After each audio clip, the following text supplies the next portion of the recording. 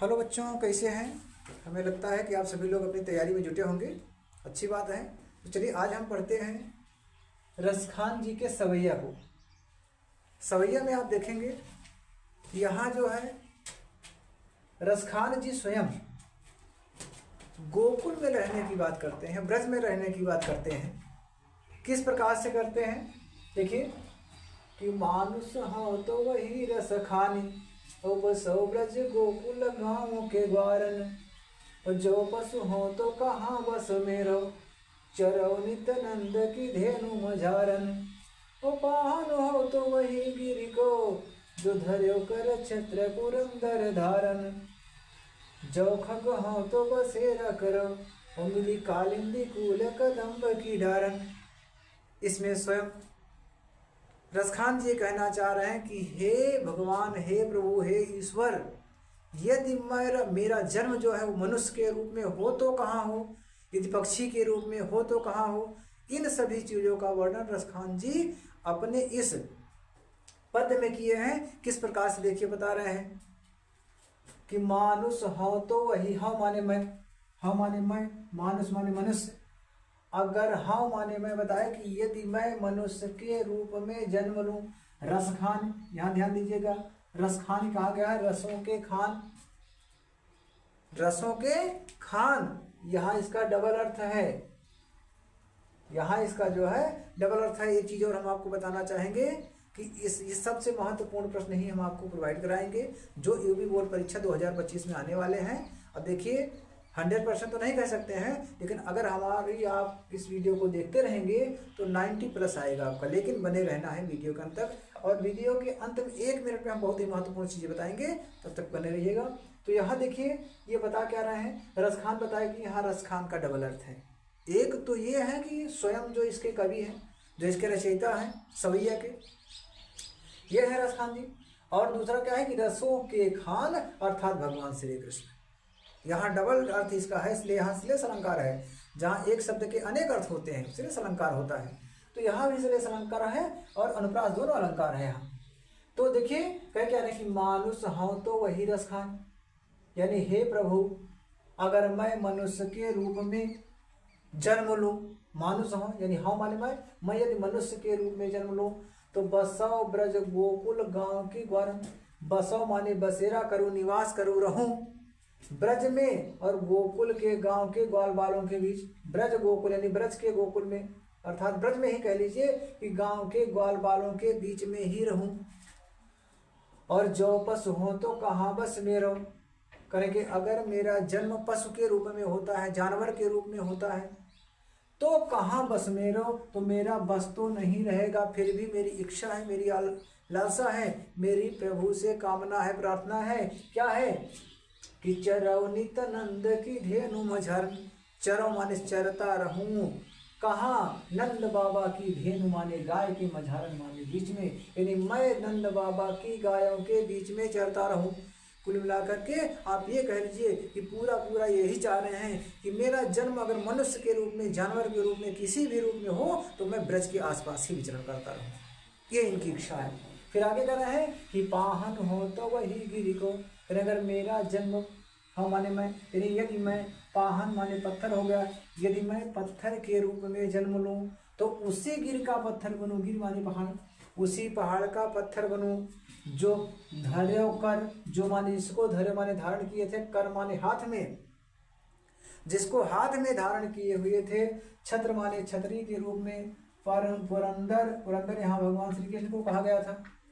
यहाँ कहा गया है भगवान श्री कृष्ण को कि जो धर्यो कर छत्र पुरंदर धारण माने धारण करना होता है, कि जिसे भगवान श्री कृष्ण छतरी के रूप में धारण किए हुए थे। अच्छा कब धारण किए हुए थे, बस 1 मिनट में आपको बताना चाहेंगे कि उस टाइम जब एक बार जो है भगवान इंद्र क्रोधित हो गए थे, किसके ऊपर, ब्रजवासियों के ऊपर, और मूसलाधार वर्षा करने लगे।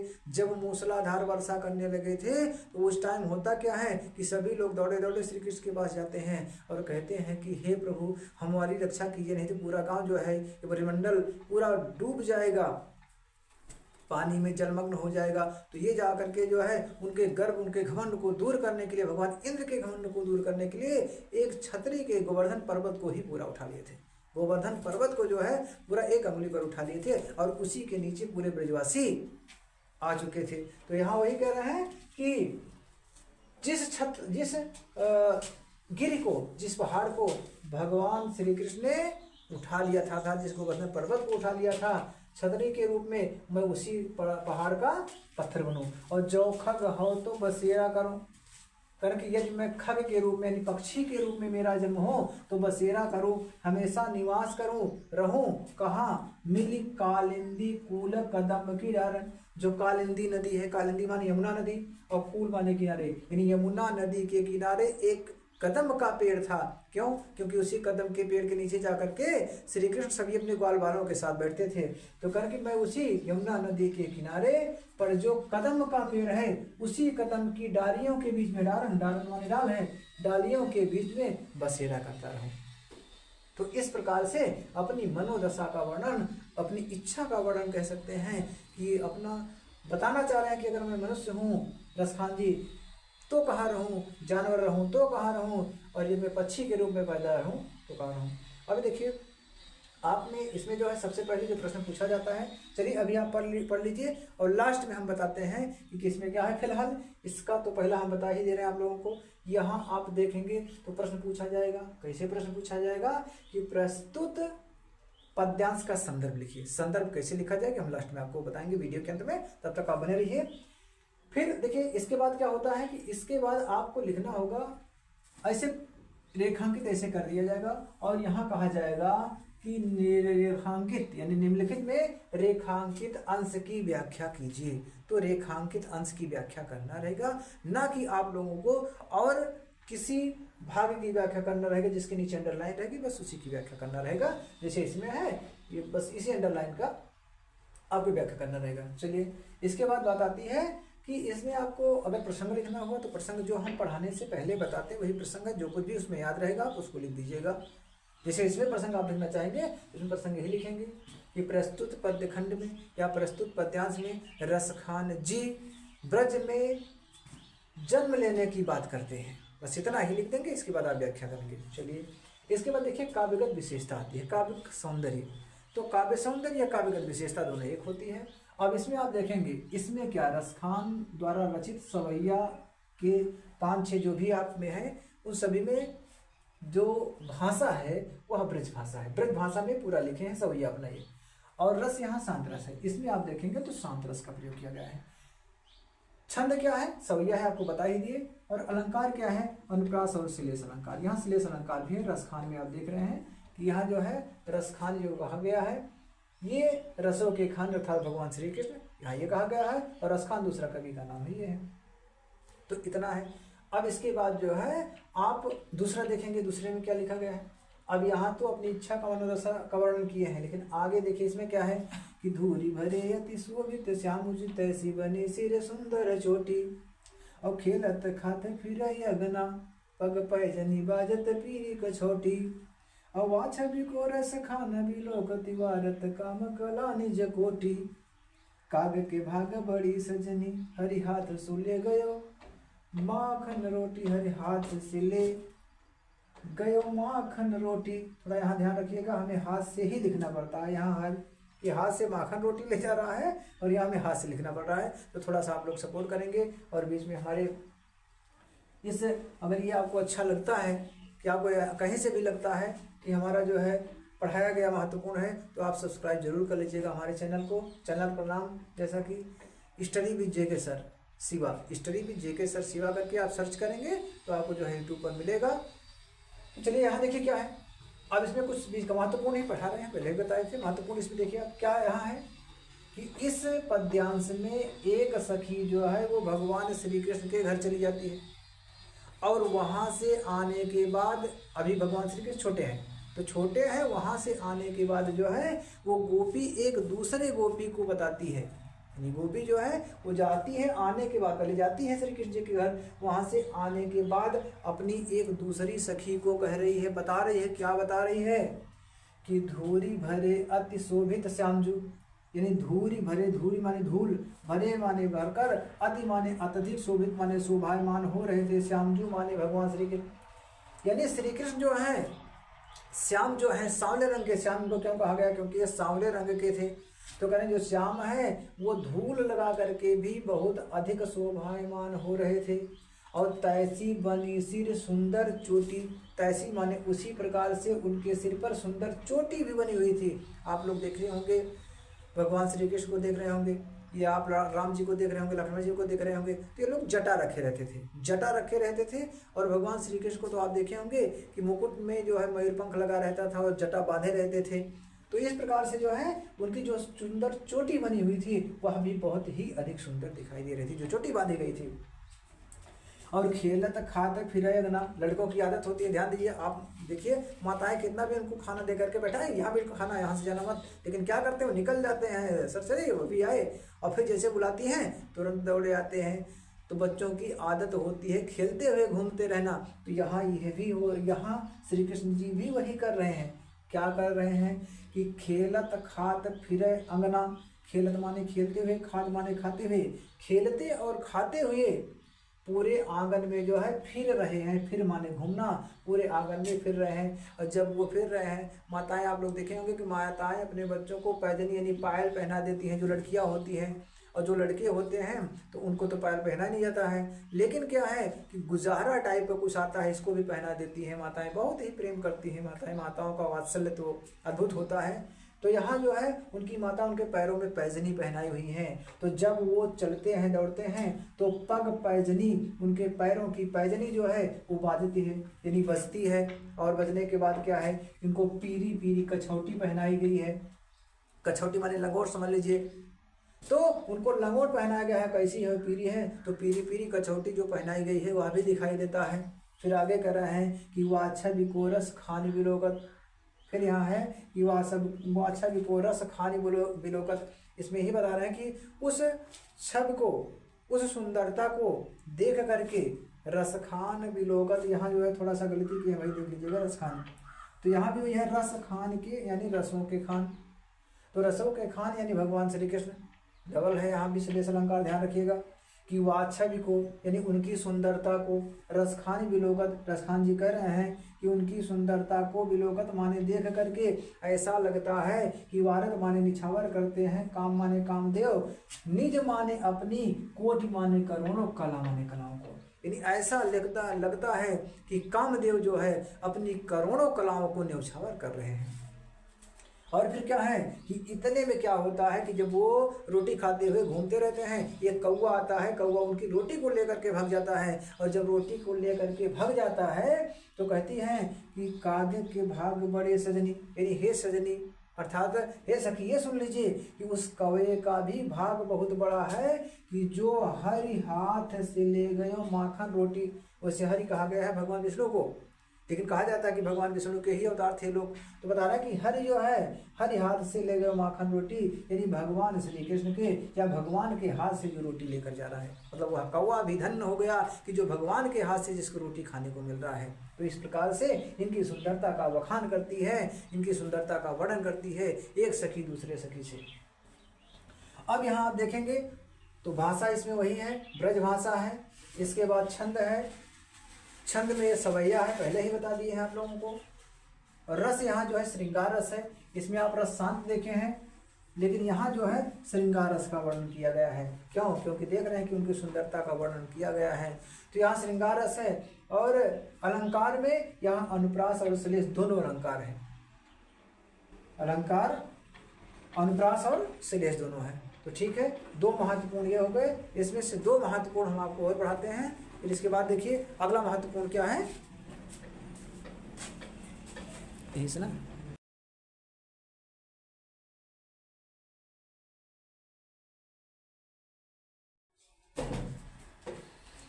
अब आगे देखिए इसमें यह भी बहुत ही महत्वपूर्ण है। जैसा कि पहले भी हम आपको बता दिए हैं कि हमारे इस चैनल को सब्सक्राइब करके थोड़ा सा सहयोग कीजिए हमारा, हो सकता है इससे अच्छी व्यवस्था दे सकें। कारण क्या है कि भी हमें हाथों से ही लिखना पड़ता है। तो रिक्वेस्ट करेंगे आप सभी से कि हमारे चैनल को सब्सक्राइब कर लीजिए। चलिए आगे बढ़ते हैं कि कान्हे भई बस बांसुरी के, अब कौन सखी हमको चाहिए, निसिध्यो सिराहे संग लाग सखी, यह सौतीन तापन क्यों सहिए। जिन मोहि लियो मन मोहन को, रस खानी सदा हमको दहिए। मिली आओ सब सखी भागी चले, अब तो ब्रज में बसुरी रहियो। यहाँ रस खान जी गोपियों की विरह व्यंजना का वर्णन किया है। गोपियां एकदम व्याकुल हैं। क्यों व्याकुल हैं? क्योंकि श्री कृष्ण जो है वो इस समय गोपियों से ज्यादा ध्यान दे रहे हैं अपनी बांसुरी को। और बांसुरी उनकी एक ऐसी है कि जिसे वो कभी भी छोड़ते नहीं थे, रातों दिन अपने साथ में ही लिए रहते थे। यह देख करके गोपियों को जलन होने लगती है, चिढ़ होने लगती है उस बांसुरी से, और आपस में बात कर रही हैं। क्या बता रही हैं कि कान भाए बस कान भये बस बांसुरी के, यानी कान्हा जो है, श्री कृष्ण जो है वो बांसुरी के बस में हो गए हैं। अब कौन सखी हमको चाहिए, यानी हे सखी हम लोगों को चाहने वाला कौन होगा, यानी हम लोगों से प्रेम करने वाला कौन होगा, हम लोगों से बात करने वाला कौन होगा। निस द्योसी रहा है सब लाभ सखी कह रहे। निस माने रात होता है और द्योसी माने दिन, यानी रातों दिन रहा संग संग माने साथ में लगी, यानी कह रही कि हे सखी सुनिए मेरी बात को। वो बांसुरी जो है वो रातों दिन श्री कृष्ण के ही साथ में लगी रहती है। तो यह सौतीन तापन क्यों सहिए, यानी यह सौतन के ताप को हम क्यों सहेंगे। सौतन के ताप को, सौतन जानते हैं किसे कहते हैं आप? सौतन का मतलब होता है कि किसी भी मनुष्य की जो दो पत्नियां हैं तो ये आपस में एक दूसरे की सौतन होती है, उन्हीं को सौतन। तो गोपियां जो है, देखिए सभी लोगों को, आपको भी पता है, हमको भी पता है क्या कि जो है गोपियां ये श्री कृष्ण को अपना पति भी मानती थी। तो इस तरह से जो है यहाँ ये करें कि ये जो सौतन है इस सौतन के ताप को क्यों सहा जाए, सौतन को ताप को, यानी सौतन के ताप को हम क्यों सहे। कि जिन मोहि लियो मन मोहन को, जिन्होंने मन मोहन को मोह लिया है। राधा भी उनको जो है अपनी प्रेमिका तो मानती ही थी, लेकिन पत्नी भी मानती थी। तो यहाँ जो है करेंगी कि जिन मोहि लियो मन मोहन को, जिन्होंने मन मोहन की सुखा गया, मन को मोह लेने वाला अर्थात श्री कृष्ण, जिन्होंने अर्थात जिस बांसुरी ने मन मोह लेने वाले श्री कृष्ण को अपने बस में कर लिया है। तो रसखान सदा हमको दहियो, रसखान जी जो है ये गोपियों के शब्दों में कह रहे हैं कि हमेशा हम लोगों को दहिए माने जलाती रहेगी। ये जो है बांसुरी हम लोगों को हमेशा जलाती रहेगी। इसलिए क्या कीजिए कि मिली आओ सब सखी भाग चले, हे सखी सब लोग आइए और मिल करके भाग चले। अब तो ब्रज में बांसुरी रही है, अब इस ब्रज में केवल और केवल बांसुरी रहेगी। आपस में प्लान बनाते हैं कि चलिए अब यहाँ से भाग चले। अब अगर बहुत ज़्यादा प्रेम कर रहे हैं भगवान श्री कृष्ण किससे, उस बांसुरी से, तो ठीक है बांसुरी से प्रेम करें, चलिए हम सभी लोग भाग चलती हैं यहाँ। अब इसमें भी देखिए भाषा ब्रज है, इस वाले में भी भाषा ब्रज है, और अलंकार वही है, श्लेष और अनुप्रास, छंद सवैया है, इसको पहले ही बता दिए हैं। चलिए अब आगे देखते हैं इसमें क्या है। इस अगले वाले पद्यांश भी बहुत ही महत्वपूर्ण है कि मोर पखा सिर ऊपर राखी हूँ और गुंज की माल गरे पहिरोंगी, ओढ़ी पीतम्बर लय लखुटी वन गोधन ग्वारन संग फिरोंगी। और भाव तो वही मेरो रस खाने, सो तेरे कहे सब संग करोंगी। और या मुरलीधर की अधरान धरी अधरान धरोंगी। फिर इसमें भी राह जो है गोपियों की है, बस वही एक चीज़ है, केवल एक ही चीज़ हो रही है कि बांसुरी से ही जलन कर रही है। अब यहाँ क्या है, एक सखी कह रही है कि चलिए ठीक है, अगर वो हमको नहीं चाह रहे हैं, हम लोग के ऊपर ध्यान नहीं दे रहे तो कोई बात नहीं, चलिए इसमें कोई जो है श्री कृष्ण का रूप धारण कर लीजिए। कहती ठीक है चलिए, अगर तुम कह रही हो तो मैं कर लेती हूँ। कैसे कि मोर पखा सिर ऊपर राखी हो, आपको पहले ही बता दिया कि मयूर पंख रखे रहते थे। तो वो कह रहा है कि मोर पखा, यानी मोर के पंख को मैं सिर के ऊपर भी रख लूँगी, और गुंज की माल, यानी जो गुंजे की माला है उसको भी अपने गले माने गले में पहनूंगी, माने पहनूंगी, यानी गले की माला, जो गले में हमेशा माला धारण किए रहते थे उसको भी पहन लूंगी, गुंज की माला थी वो। और फिर क्या है कि ओढ़ी पीतम्बर, पीत माने पीला, अंबर माने वस्त्र, पीत माने पीला, अंबर मीन्स वस्त्र, यानी पीला वस्त्र भी मैं ओढ़ लूंगी। और लय लगुटी भी मैं ले लूंगी। लगुटी क्या है कि वही जो गाय चराते समय लिया जाता है, डंडा जो होता है उसकी वो लगुटी कहते हैं। तो कह रहे वह लकुटी भी ले लूंगी। और वन गोधन, वन में गोधन माने गायों के साथ, ग्वारन माने ग्वाल बालों के, संग माने साथ फिरेंगी, माने घूमेंगी फिरोंगी। यानी कि वन में गायों और ग्वाल बालों के साथ भी मैं घूमती रहूंगी, फिरती रहूंगी। भाव तो वो ही मेरो रस खान, भाव तो माने अच्छा लगता है, वो ही माने जो वह कुछ जो वह या जो कुछ भी मेरो रस खान, मेरे रस के खान अर्थात भगवान श्री कृष्ण को, मेरे रस के खान अर्थात भगवान श्री कृष्ण को जो कुछ भी अच्छा लगता है, सो तेरे कहे सब स्वांग कराऊंगी।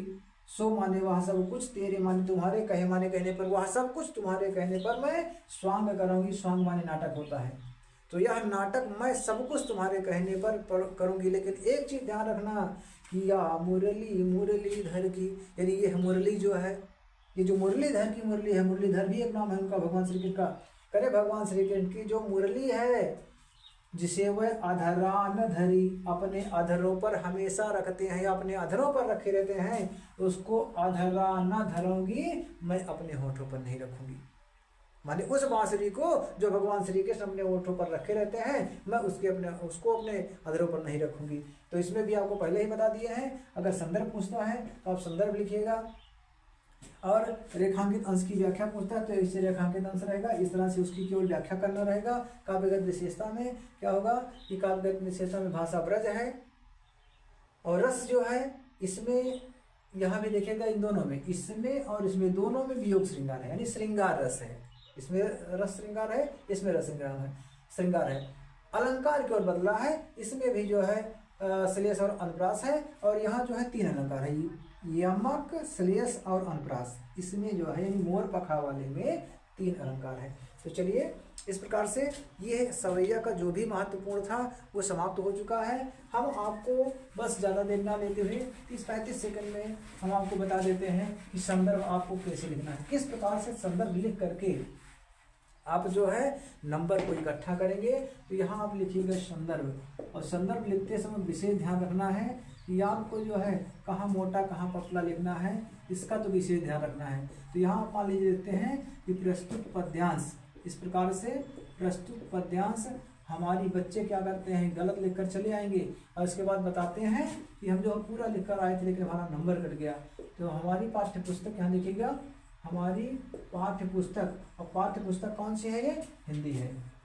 पाठ्य पुस्तक क्या है, हिंदी। तो हिंदी के, अब हिंदी के कहाँ से लिया गया है, ये 2 तरह से हो सकता है, हिंदी के रसखान द्वारा रचित, और चाहे ऐसा लिख दीजिए कि हिंदी के सवैये नामक, ये पाठ का शीर्षक का नाम है, पाठ का नाम कह लीजिए। सवैये यहाँ सिंगल कॉमा क्लोज करते हुए अंडरलाइन, सवैये नामक शीर्षक से लिया गया है, नामक शीर्षक से उद्धृत है, लिया गया है, जैसा भी आप समझ पाए, चाहे लिखिए उद्धृत है और चाहे लिखिए लिया गया है, जिसके कवि, अक्षर बनाकर सुंदर सुंदर लिखिएगा, हम तो ऐसे लिख दे रहे हैं, जिसके कवि रसखान जी हैं, और जिसके कवि रसखान जी हैं, रसखान, रसों के खान।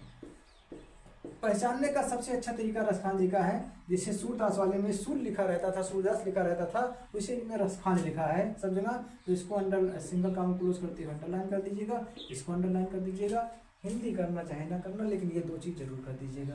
तो इस प्रकार से हम एक चीज़ और आपको बता दे रहे हैं कि हम आपके लिए जो है मल्टीपल चॉइस क्वेश्चन बीच बीच में जो है शॉर्ट वीडियो में डालते रहेंगे। तो उसको जो बहुत ही महत्वपूर्ण है उन्हीं वीडियो को डालेंगे, तो उसको देखते रहिएगा। और इस प्रकार से हम इस वीडियो को यहाँ समाप्त करते हैं। फिर इसका अगला भाग जो है अगले भाग में हम लेकर के मिलेंगे, जो कभी बचा हुआ है। जय हिंद, भारत गर्व। तो ठीक है, इसको आप लोग याद कर लीजिएगा। तब तक के लिए जय हिंद, जय भारत, वंदे मातरम।